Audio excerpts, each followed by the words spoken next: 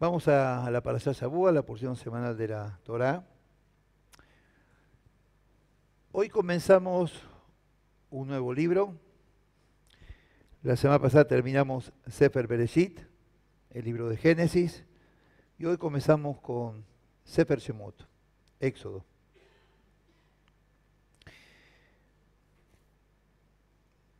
Ya vimos que Sefer Bereshit, el libro de Génesis, ya estuvimos hablando del tema, vimos las individualidades, la creación y luego las individuales, Noé, Abraham, los patriarcas, José.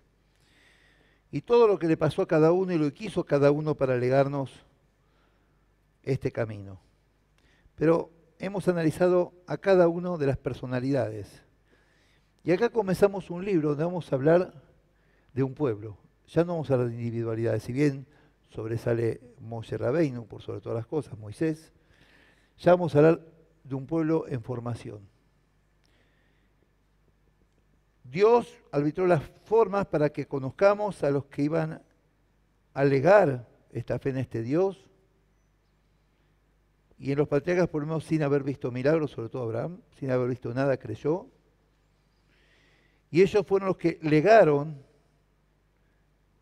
nos legaron un camino que empezó Moshe por el llamado de Dios, pero Moshe siguiendo el camino enseñado por los patriarcas.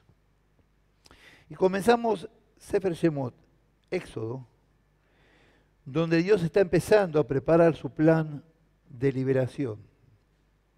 Y está preparando a nuestro pueblo para la entrega de la Torá. Pero para eso falta. Este libro, Shemot en hebreo, Éxodo en castellano, Shemot quiere decir nombres, no quiere decir Éxodo. Porque el primer versículo empieza con estos son los nombres, por eso se llama Shemot, que quiere decir nombres. Este libro también es llamado Sefer HaGeulá, el libro de la redención. Acá es donde Dios va a redimir a su pueblo. Pues se llama Sefer HaGeulá, el libro de la redención. Acá es donde Dios redime a su pueblo de la esclavitud y lo lleva a la entrega de la Torá. Pero para eso se precisa una preparación. Y para toda preparación hay que pasar cosas. Recién uno puede recibir algo nuevo cuando está maduro y preparado para recibirlo. Y para que se pueda entender eso que vamos a recibir, hay que pasar pruebas y muy duras. No nos olvidemos que mi pueblo, para recibir el Estado de Israel en el año 48 como Estado independiente, tuvo que pasar la Shoah, el mal llamado Holocausto, para poder estar preparado para recibir este regalo de Dios. Por lo tanto, para recibir las cosas que Dios tiene preparadas para cada uno de nosotros, hay que pasar pruebas. Y no quejarnos por las pruebas, que eso es lo que nos crea problemas. Estar alegres por las pruebas, porque Dios nos está mostrando cómo estamos parados ante Él en las pruebas. Y sabemos que después de toda prueba viene la calma y el amor de Dios presente siempre, acompañándonos en esa prueba y fortaleciéndonos.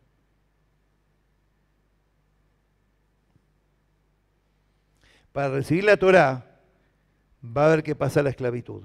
¿Sí o sí?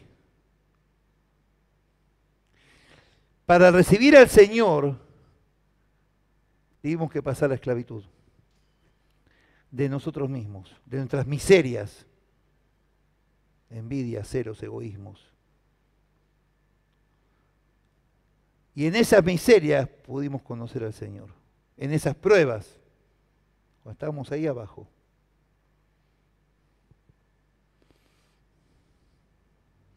Si uno quiere hacer un viaje por el mundo y conocer el mundo, tiene que gastar mucho dinero. Y para ganar ese dinero hay que trabajar muy duro y a veces no lo logramos. Hay que esforzarse. Para todo hay que esforzarse. No hay cosa para cuando haya que esforzarse. Se quiere acostar en la cama y recibir, que se olvide, lo lamento, que vaya al psicólogo y vea qué le está pasando, porque no entendió nada de esta palabra.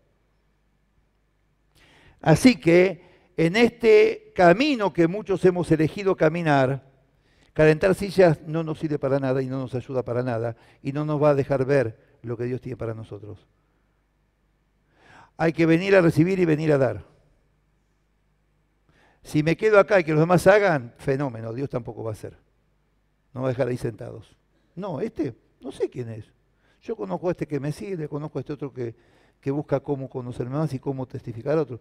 Este que se siente y duerme o se sienta y escucha y se va y no hace nada, no sé quién es. Es una estatua para mí. ¿Se acuerdan del famoso cuento del profesor universitario que lo he contado tantas veces? Que viene y le pregunta, dígame, ¿usted conoce a este alumno? Yo veo que participa de mis clases, al conocerlo no sé quién es. No tengo idea quién es. Eso hace Dios con nosotros.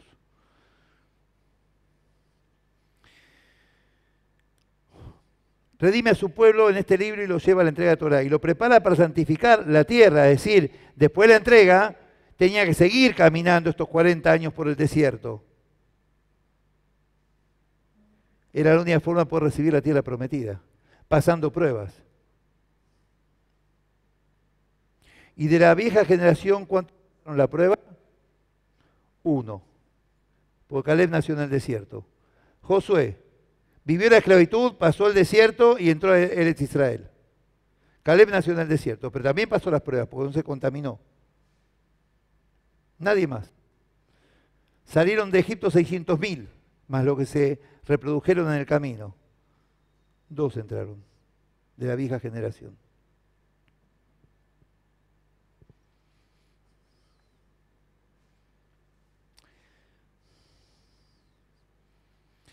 Y así Dios lleva al pueblo de Israel a la tierra prometida, llevándolo como un bebé de su mano. Así. Porque este pueblo recién había nacido. ¿Dónde? Con Abraham no. En Monte Sinai. En Monte Sinai nació el pueblo como pueblo hebreo, como pueblo de Dios. Ahí fue el pacto con Dios. Haremos y obedeceremos. Ahí fue el pacto. Era un bebé. Un bebé. Ahí está Isabela. Un bebé. Hay que amamantarla. ¿No, mamá? Hay que amamantarla, ¿no? Y bastante, ¿no? Bien. Acá en esta para allá algo vimos otro día, una explicación corta di. Vimos un verbo extraño, limshoch, verbo hebreo. Es extraer o tironear. ¿Qué pasaba cuando se ponía en la prensa las aceitunas? Salía el aceite. ¿Qué aceite? El más puro, el primero, la primer prensa, el que se usaba para iluminar el templo. Cuando nos extraen, nos presionan, pasamos las pruebas, empiezan a aflorar las cosas que Dios nos dio para utilizarlas. La presión saca lo bueno. El sedimento queda ahí en la prensa. Lo otro cae en el vaso. El verbo limshoch es extraer. Dios nos extrajo de la miseria espiritual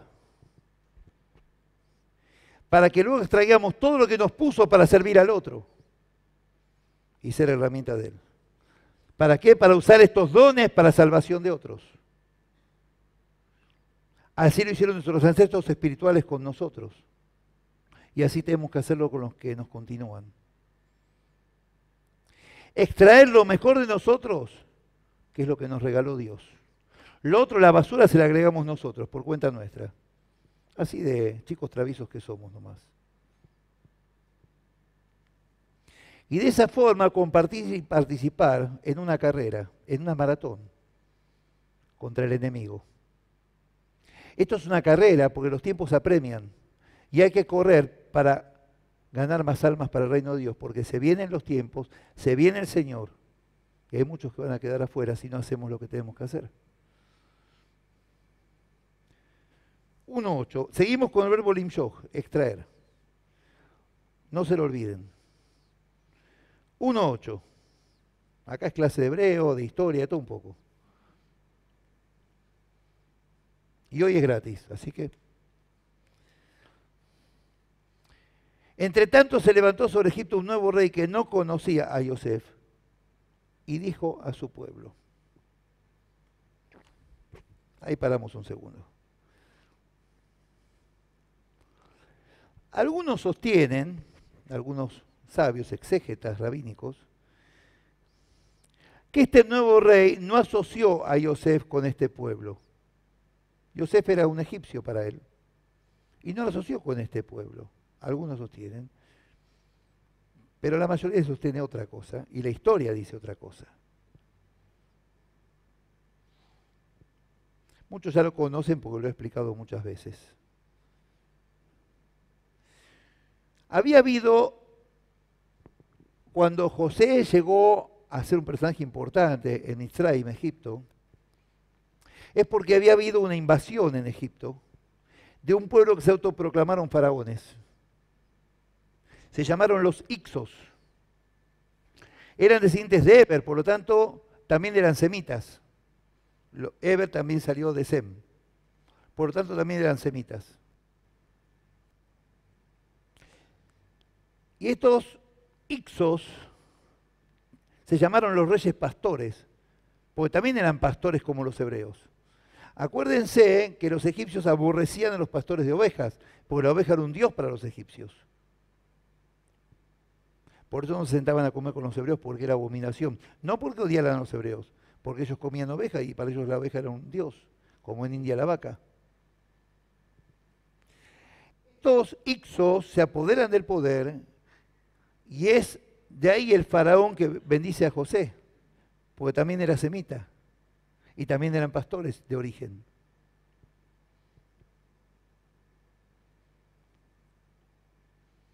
Cuando muere este faraón, el que no conoció a José era un faraón que volvió a tomar el poder que le había pertenecido a la casta faraónica y fue el que esclavizó al pueblo hebreo. Porque eran semitas y porque los Ixos, que eran descendientes de Eber, también eran semitas. Por eso no conoció a José.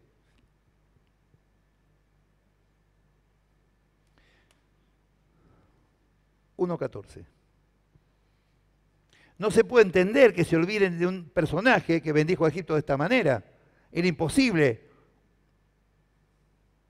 1:14. Y amargaron su vida con dura servidumbre en la fabricación de barro y ladrillo, en toda labor del campo y en todo su servicio al cual los obligaban con rigor.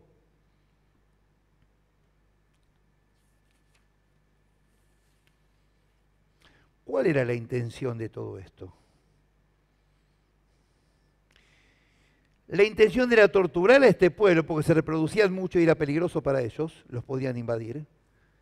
La intención era torturar a este pueblo e impedir su crecimiento. A través de la tortura moría gente. Por lo tanto, era una forma de impedir que siguiera creciendo este pueblo. Al contrario, había que achicarlo. Qué casualidad, así pasó en Alemania nazi y en la época de la Inquisición, en España y Portugal. Bajo la tortura morían y iban reduciendo a este pueblo. Es lo que quiere decir el Islam. Pero pito catalán, ¿no? Le sale mal. Primero fueron sometidos a los caprichos del rey, de Faraón, el pueblo hebreo. Pero al no poder quebrar su espíritu ni su crecimiento, Faraón los tendría como esclavos de todos, para todo tipo de trabajos denigrantes. ¿Y cuál fue la respuesta del pueblo hebreo? La misma que en la Shoah cuando el levantamiento del gueto de Varsovia, la resistencia. ¿Y cómo se resiste? De muchas maneras. Puede ser con armas o no. La resistencia fue seguir adelante y seguir creciendo a pesar de todo. Y crecían al mismo ritmo de la persecución. Se multiplicaban mucho más cuanto más perseguidos eran. La resistencia es no dejarse vencer. Seguir adelante, pese a lo que pese y pase lo que pase, sin importar otra cosa que seguir adelante y seguir existiendo. El tema es resistir. Y nosotros, ¿a quién tenemos que resistir? Al enemigo, a las tentaciones. El tema es resistir, no dejarse invadir, no dejarse dominar ni influenciar. Resistir, un solo objetivo, Dios y la Torá y el camino que Él nos marcó, el Señor.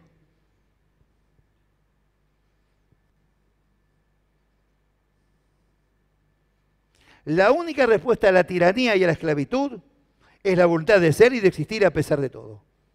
Es la única respuesta.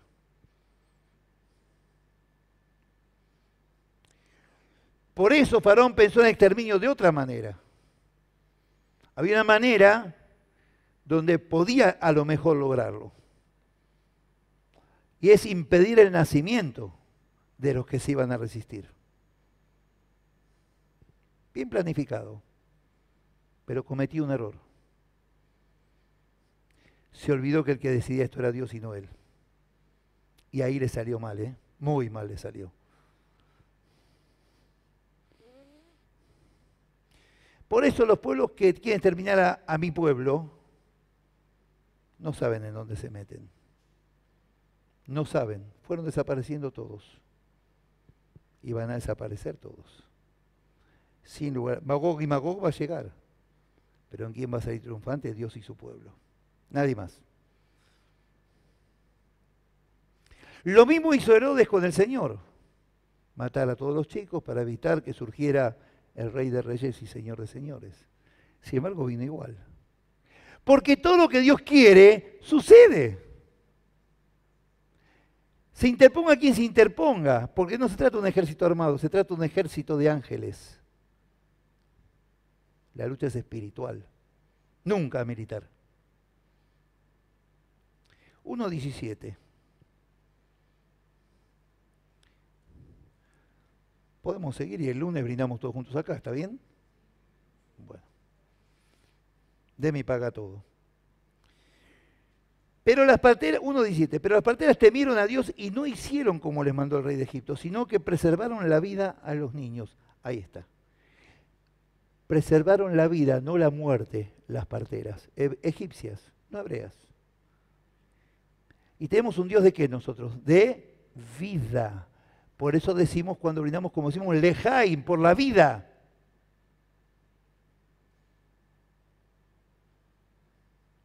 Lo bueno que las parteras egipcias temieron más a Dios que a Faraón. ¿O qué les pasó?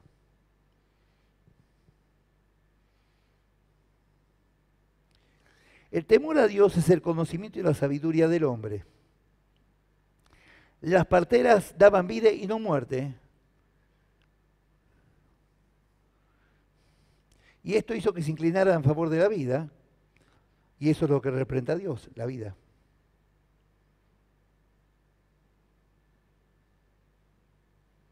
El amor a Dios y su palabra no es privativa de un pueblo, es para todos. Está destinado a la entrega de corazón del ser humano. 1:20. Dios favoreció a las parteras, el pueblo se multiplicó y se fortaleció mucho. Fíjense lo que hicieron las parteras y Dios las bendijo. ¿Qué le pasó a Ruth, la moabita? A Rahab, la prostituta, que no solo que la prostituta, sino era la dueña del prostíbulo en Jericó. Los bendijo. 1:22. Entonces el faraón dio todo a su pueblo esta orden: echad al río a todo linaje y preservad la vida a toda hija.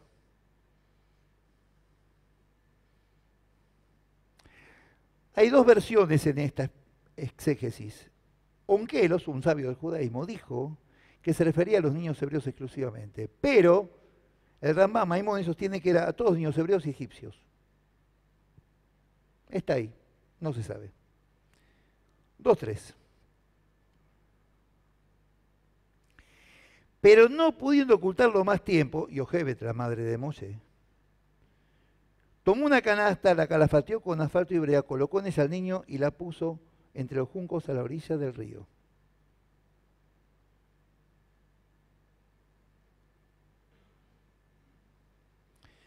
La palabra para esta arquilla en hebreo es teibá. Y hay dos veces solas que se nombra esta palabra, lo expliqué el otro día en el anticipo. Hay dos veces que se utiliza la palabra Teibá en la Torá. Una en Bereshit, Génesis, y otra acá en Shemot, Éxodo. Dos veces solas en los 5 libros. Teibá Noach, Teibá Moshe. El arca de Noé y la arquilla o la canasta de Moisés. O casualidad, las dos fueron al agua. O casualidad, Noé y su familia fueron extraídos de un mundo corrupto. La promiscuidad más absoluta, la generación del diluvio. Fue extraído de las aguas lo salvaron y pudo formar un nuevo mundo. No quedó nadie, solamente él y su familia, 8, más los animales. Noé también fue salvado en las aguas.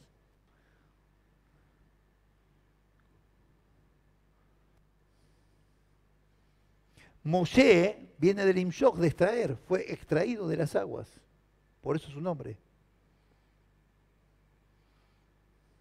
Fíjense qué curiosidad, Teibá, la palabra hebrea Teibá, en la gematria, el valor numérico de las letras, suma el valor de 12. Y esto es lo que salvó a Moshe de morir en las aguas ahogado. En el caso de Noé y de Moisés son las aguas salvíficas. Claro, cuando están guiadas con amor por Dios solamente, ¿no? Porque una tormenta, un tifón, chau. También puede servir para matar, como pasó con el barco de Jonás, que casi se mueren todos ahogados.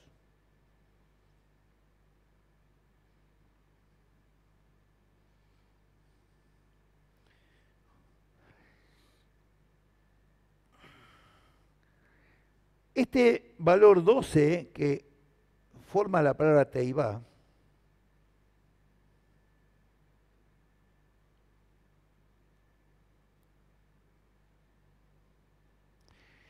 tiene que ver en la sumatoria, 2 más 1 son 3.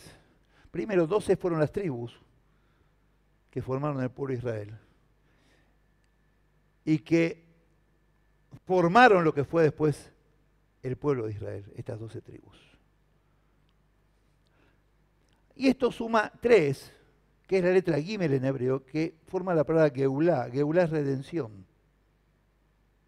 Gracias a estas aguas salvíficas y a la arca, al arca de Noé y a la canastilla, este pueblo fue redimido. Si Noé hubiera muerto, Sem hubiera muerto, por lo tanto, pueblo hebreo no hubiera existido. Si Moisés hubiera muerto, el pueblo como pueblo tampoco hubiera existido, no hubiera pasado el desierto. Pero Dios tiene un plan. 2.4. Vamos a hablar de Miriam, la hermana de Moisés. Miriam tenía 15 años acá, aproximadamente, se calcula. Era la mayor. 2.3. Pero no pudiendo ocultarlo más tiempo, tomó una canasta, la calafateó con asfalto y brea, colocó en ella al niño y lo puso entre los juncos a la orilla del río. 2.4. Y una hermana suya se puso a lo lejos para ver lo que acontecería.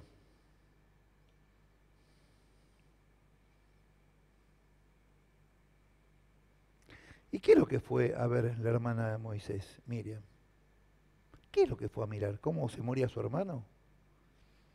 ¿Cómo navegaba su hermano por el Nilo? Leo de nuevo 2.4. Una hermana suya se puso a lo lejos para ver lo que acontecería.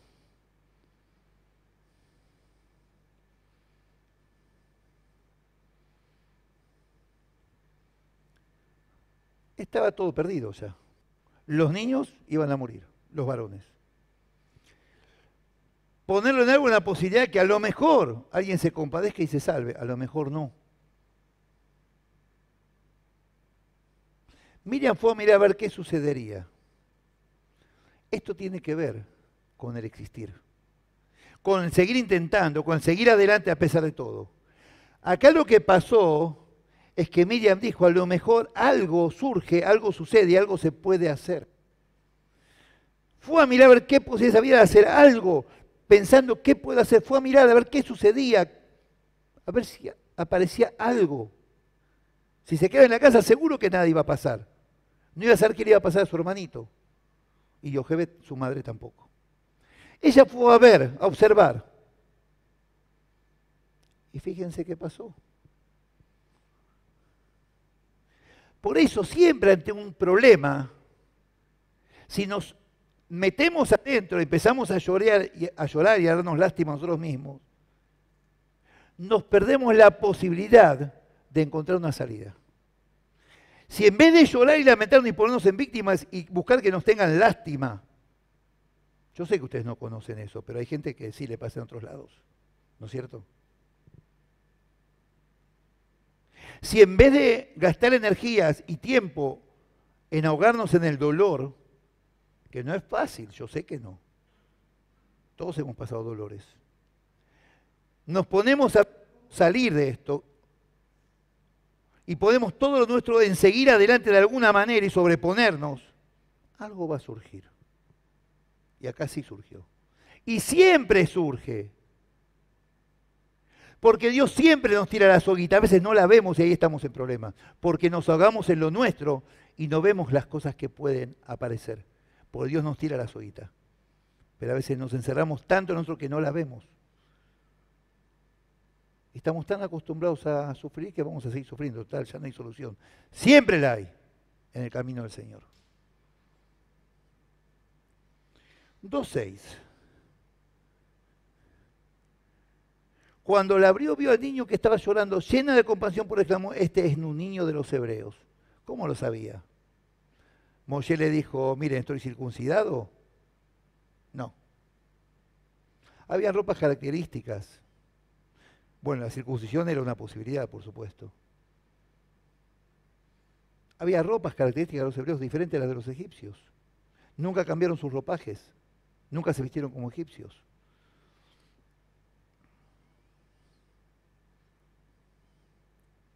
(2:7). Entonces la hermana del niño dijo a la hija del faraón, Miriam, que fue a mirar qué pasaba, vio que la hija del faraón lo había tomado. Encontró la salida, y vamos a ver por qué encontró la salida. Entonces la hermana del niño dijo a la hija del faraón, ¿quieres que te llame una nodriza de las hebreas para que te críe este niño?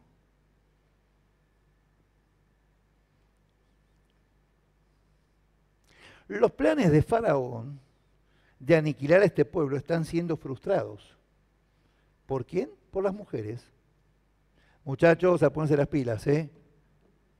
Honren a sus esposas, madres, hermanas. Bueno, las hermanas a veces también, por supuesto, van a ser mujeres, o lo son ya. Las mujeres fueron frustrando los planes de Faraón. Primero las parteras. La misma hija de Faraón que lo toma al Salvador del pueblo de Israel en ese tiempo. Después vino el otro Salvador, el nuestro. Y Miriam que interviene para asegurar la identidad de su hermano como hebreo. Porque Miriam logró que Moshe fuera amamantado por su propia madre, por Yochebed. Esa es la nodriza que le iba a conseguir. Qué tonta Miriam, ¿no? Qué tonta, qué poco hábil Miriam, ¿no?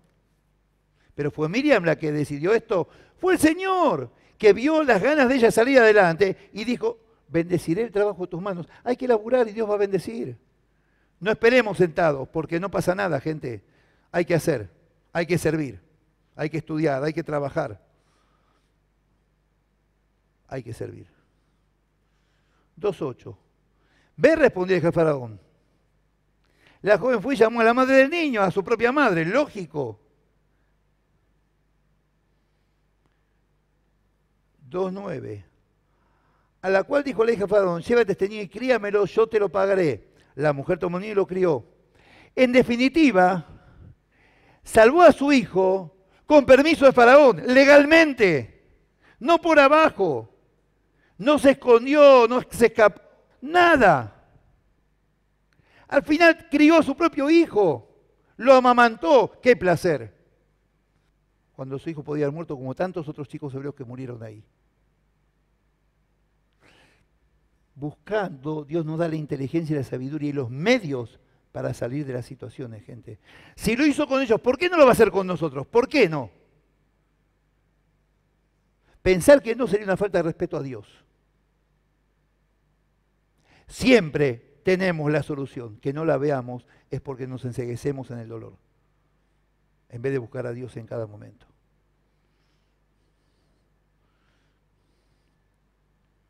$2.10. Y cuando el niño creció, se lo entregó a la hija del faraón, la cual lo crió como hijo suyo, le puso por nombre Moshe, diciendo, porque de las aguas lo saqué, lo extraje.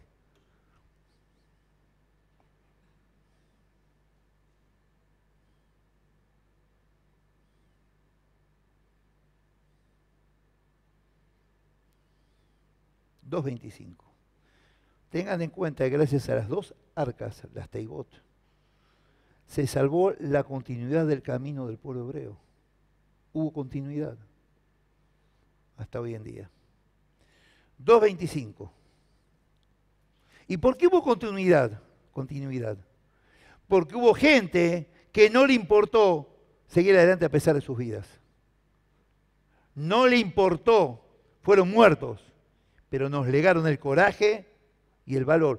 ¿Qué le dijo Dios a Josué? Hazak vehemat, sé fuerte y valiente, no temas ni desmayes porque tu Dios estará contigo donde quiera que vayas. No temas, sé fuerte, enfrentate a todo, estoy con vos. No te voy a dejar, estoy con vos. ¿Qué miedo tenés? Dejate de pavadas. 2.25. Y miró Dios a los hijos de Israel y conoció su condición. ¿Qué decimos en el Birkat HaKohanim cada viernes que vamos a decir hoy? Que Dios ponga ¿qué cosa? Su rostro sobre nosotros. Sefer Bamidbar, libro de números, bendición sacerdotal. Y miró Dios a los hijos de Israel y conoció su condición. Los miró.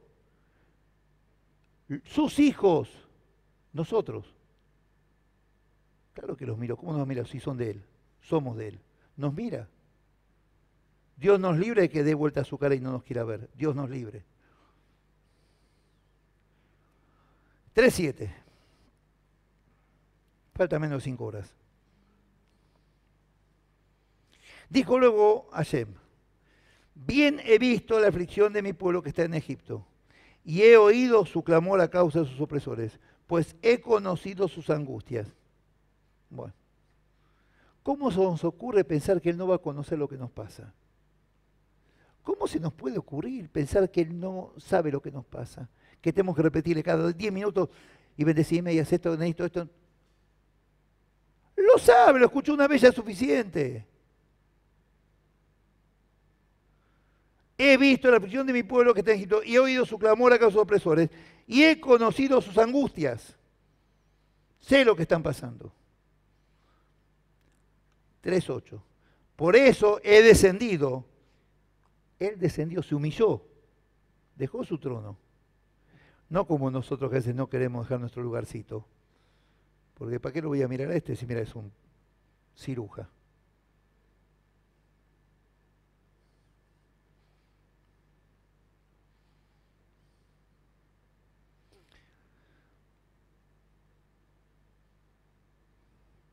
Por eso he descendido para librarlos de los manos de los egipcios y sacarlos de aquella tierra a una tierra buena y ancha, a una tierra que fluye leche y miel, a los lugares del cananeo, del eteo, del amorreo, del fereceo, del jebeo y del jebuseo.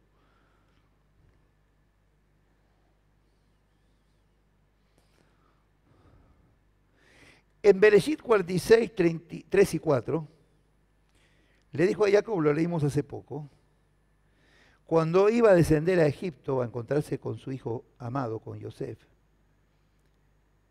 cuando iba a descender a Egipto, que le dijo que lo iba a acompañar.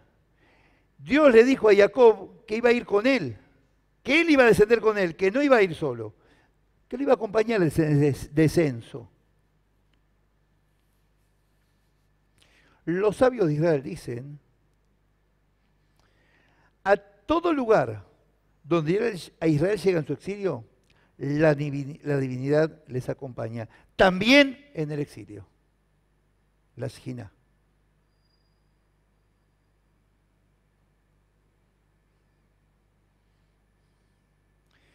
Según los sabios, Dios comenzó con la preparación del Éxodo, porque cuando dice descender, habla de la profunda angustia por estar sometidos a la barbarie egipcia, la profunda angustia. Y eso lleva a una tremenda degradación del ser humano, que conlleva a la aniquilación espiritual de las personas. Por eso la divinidad desciende a la profundidad de la situación, del dolor, para hacer ascender desde ese lugar a su pueblo. Dios, cuando nos caemos ahí abajo, nos acompaña. ¿Quién se creen que nos levanta? ¿Nuestras fuerzas? Si ya no la tenemos. Cuando se escribe el Talmud en Babilonia, fue lo que se llamó la Torá Shebealpé, la Torá oral. Todo lo que Dios le dijo a Moisés que no se había escrito. Dada la destrucción del templo y que se estaba diluyendo toda la profundidad de la Torá porque no había templo, no había sacrificios, no había korbanot y no había lectura de Torá, tenían miedo que todo eso se pierda y decidieron escribirlo para que no se pierda. Dios actúa en el dolor cuando ve que está la posibilidad de que se pierda el legado. Y ahí cuando llegamos a lo más profundo es cuando Dios actúa. Esto antes de que nos perdamos. Esto antes de que nos perdamos. Por eso no nos pone dolores que no podamos sobrellevar. Y a cada uno lo que puede sobrellevar. Y cuando estamos ahí ya al borde, ¡pum! Así es. 3:14.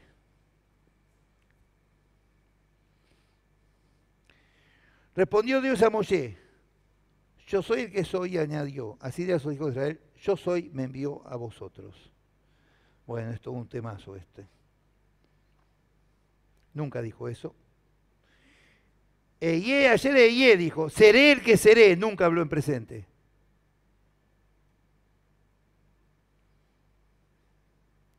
Eyé Shelach ni Alejem, el que seré me envió a ustedes, así tenía que decir Moshe. Habló en futuro. Es imposible que sea en presente, no existe en presente este verbo. El verbo ligiot del verbo hebreo es como el to be del inglés, ser o estar. No hay presente en hebreo de este verbo, solamente pasado y futuro. Así que soy el que soy, nunca le pudo haber dicho, jamás, no existe en el idioma hebreo esta expresión. Porque en presente este verbo es el nombre sagrado de Dios, el tetragrama, las 4 letras que no pronunciamos. Por eso hay pasado y futuro. Y no habló en pasado, habló en futuro. Porque que estuvo ya se sabía, que estaba ahí con él. Le está diciendo, estaré por siempre. Soy eterno como mi palabra y como mi promesa, que siempre voy a cumplir. Quédate tranquilo, tené paz, tené shalom. Shalvá, tranquilidad. Paz es shalom y tranquilidad es shalvá. Tené paz. Voy a estar con vos, no te preocupes por nada. Vamos a caminar juntos de la mano. No tengas miedo. Hacé lo que te digo y va a estar todo bien. 3:17. El tema es creerle o no. Yo decidí creerle. Y he dicho, yo sacaré de la aflicción de Egipto. Yo los voy a sacar de la aflicción. Gente, se sale de la aflicción. ¿O no hemos pasado aflicciones y hemos salido acaso? ¿Por qué? Porque somos grandiosos, maravillosos, unos genios y excelentes personas.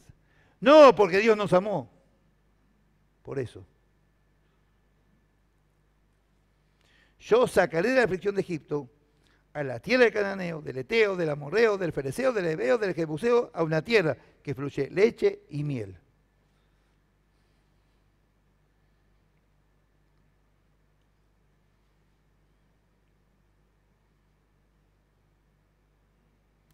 Leche y miel.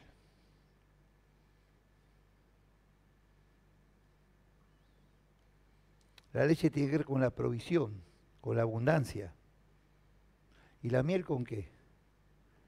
Con la dulzura de la palabra de la Torá, con la dulzura del amor de Dios. ¿Qué otra cosa va a ser? ¿Dónde mejor puede fluir el amor de Dios que en la tierra prometida? Su lugar elegido. Se habla de la miel de dátiles, sí, es verdad.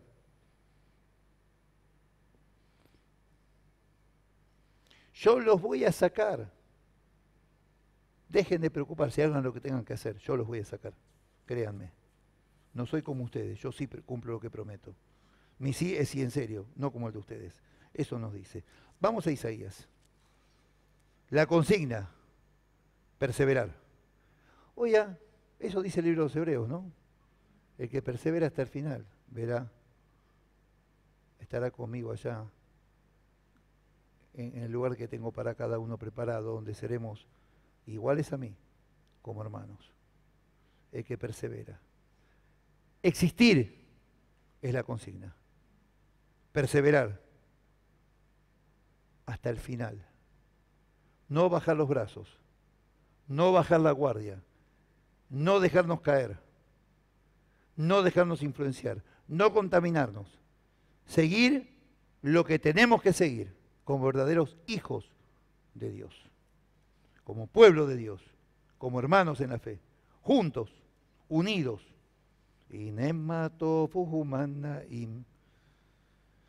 Isaías.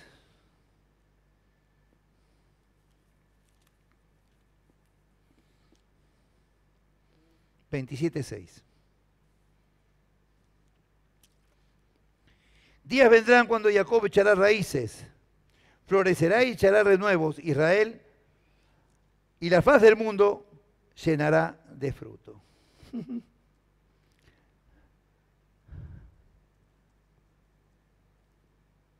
Qué actual que es esto. Días vendrá cuando Jacob echará raíces. ¿Dónde? En la tierra prometida, claro. Florecerá y echará renuevos, Israel. Y la faz del mundo llenará de fruto. Israel llenará de fruto la faz del mundo. ¿Qué fruto está hablando? De la Torá. La Torá llenó el mundo. Le guste a quien le guste y no le guste a quien no le guste. La llenó. Pero, oh casualidad, las naranjas de Israel se exportan al mundo entero. Oh casualidad, los compresores Electra, los aires acondicionados del mundo, acá en Argentina sobre todo, son israelíes. Hace muchos años la metralleta Uzi que usaba la Policía Federal era israelí. Los tomates cosechados en el desierto del Negev, en pleno desierto, con aguas servidas procesadas, parecen melones, se vende a toda Europa. Israel llenará de frutos el mundo. Qué casualidad, ¿no? Oiga, qué coincidencia. Este Dios, ¿cómo hace las cosas, no?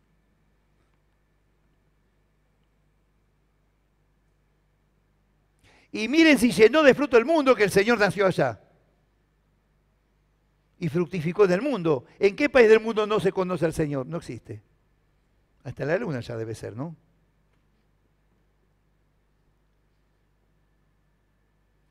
(27:11). Como para no confiar en las promesas de Dios. Cuando sus ramas se sequen, serán quebradas y vendrán mujeres a encenderlas, porque aquel no es un pueblo inteligente, por tanto su hacedor no tendrá de él misericordia, no se compadecerá de él el que lo formó. ¿De quién habla? Sodoma, Gomorra, no, Samaria, Shomrón. Samaria, se contaminaron con mujeres moabitas, cananeas, abandonaron al Dios de Israel, adoraron ídolos. 27:12. Acontecerá en aquel día que trillará Adonai desde el río Éufrates hasta el torrente de Egipto, y vosotros, hijos de Israel, atención, serán reunidos uno a uno. Todos serán reunidos. Promesa de Dios.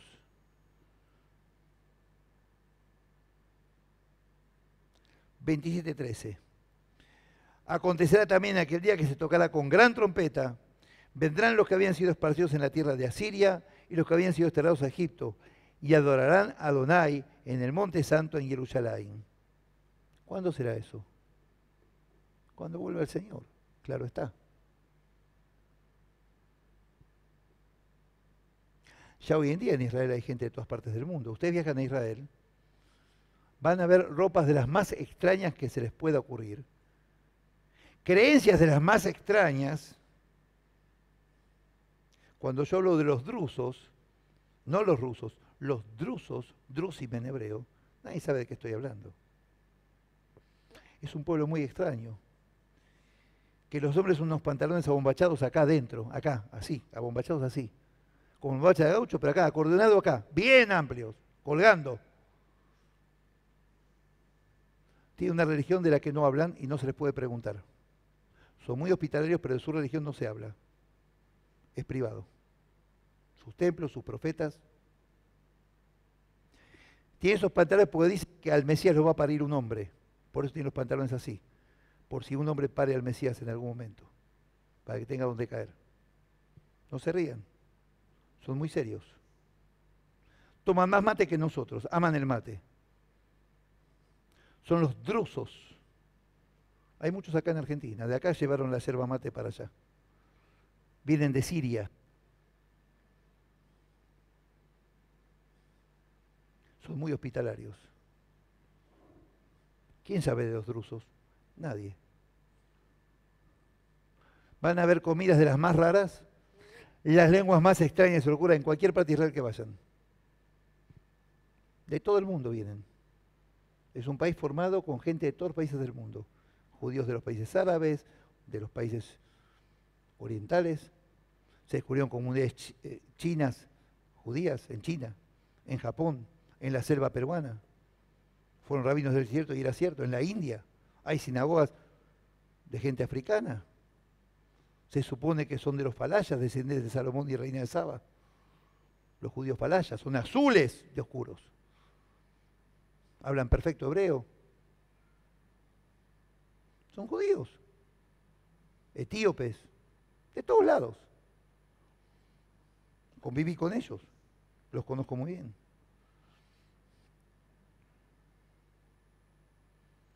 (27:13). Ya lo leí, perdón. 29:22.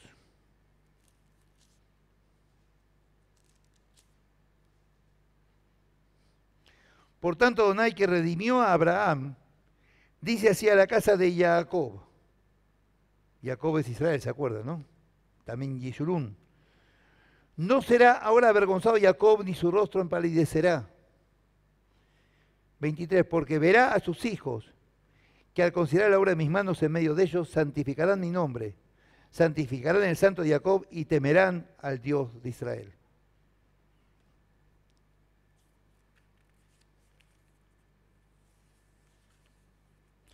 Pero estamos hablando de temer, no de pánico. Del temor de fallar, del temor de no respetarlo lo suficiente, no de pánico al castigo. Estos últimos versículos hablan que la historia de Israel debe entenderse partiendo del comienzo. ¿Y cuándo fue el comienzo? ¿Cuando Adán y Eva? No. A partir de Abraham. Y Abraham, con lo que legó, ¿en qué convirtió a su pueblo? A su descendencia. En pueblo dedicado al servicio a Dios. Abraham legó a su descendencia un pueblo dedicado a servir a su Dios, a ninguna otra cosa, a servir a Dios, de la forma que sea. Vamos al libro de los Hechos. Ya terminamos enseguida, ¿eh?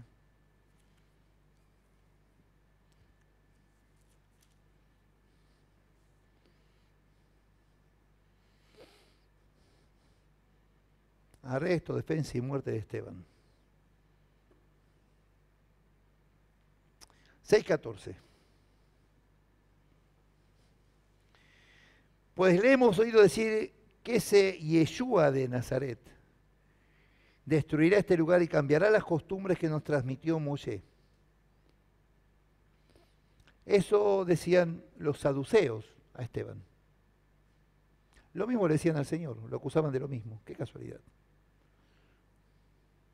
7:1. El sumo sacerdote, el Cohen Agadol, dijo entonces, ¿es esto así? ¿Saben quién era este sumo sacerdote? El Cohen Agadol. Caifás, el mismo que juzgó al Señor. Qué cosa, ¿no? 7:2. Esteban dijo, hermanos y padres, oíd. El Dios de la gloria desapareció a nuestro padre Abraham. Nuestro padre dice. ¿Qué está diciendo? Esteban era hebreo. Nuestro padre Abraham.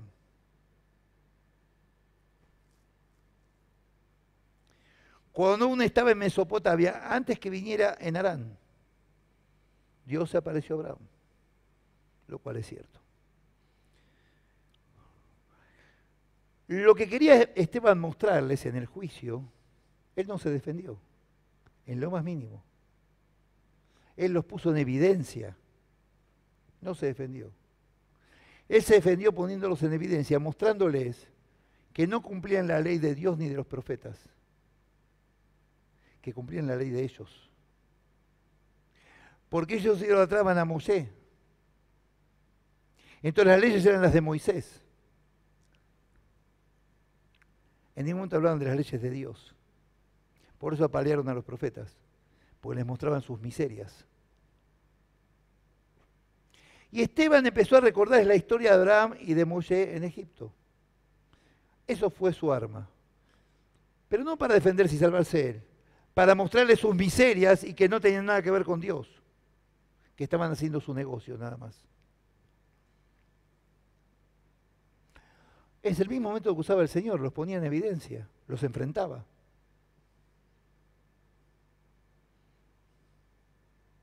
7:6. Dios le dijo que su descendencia sería extranjera en tierra ajena y que los reducirían a servidumbre y los maltratarían por 400 años. 7:7. Pero yo juzgaré, dijo Dios, a la nación de la cual serán siervos, y después saldrán y me servirán en este lugar. Le está diciendo que Dios era el que juzgaba, no ellos. Que el único juez de Dios, ellos no eran nada. Eso les está diciendo. ¿Quiénes son ustedes para juzgarme? ¿Y quiénes son ustedes para juzgar a nadie? Eso les está diciendo. Lo está enfrentando. No le importaba a Esteban lo que le iba a pasar. ¿A Pablo le importó? Tampoco. ¿A Juan le importó? Tampoco. ¿A Isaías le importó? Tampoco. Los mataron a todos.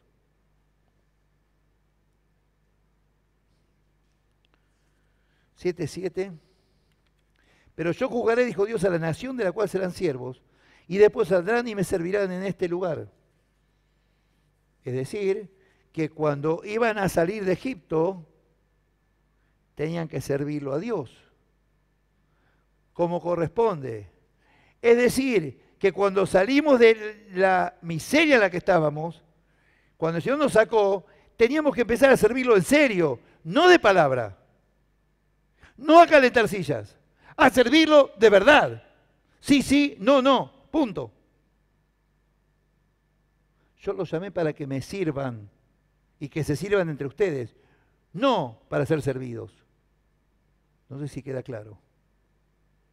Es decir, camino por acá y veo un papel en el piso y dice, igual tal vez va a venir la gente de limpieza. Y la gente de limpieza somos nosotros mismos que levantamos los papelitos. Gente, esta es casa de Dios, hay que cuidar. Ve un papelito, ¿qué nos cuesta levantarlo? ¿Que lo haga otro? No. Todos tenemos que hacer. Todos, sin excepción. Y si hay que limpiar un baño, lo hago. Soy rabino, ¿qué me importa? Mi DNI no dice rabino, dice José Lewin. ¿El DNI de alguno dice soy rey? No, ¿no? Bueno. 7:17. Pero cuando se acercaba el tiempo de la promesa que Dios había jurado a Abraham, el pueblo creció y se multiplicó en Egipto.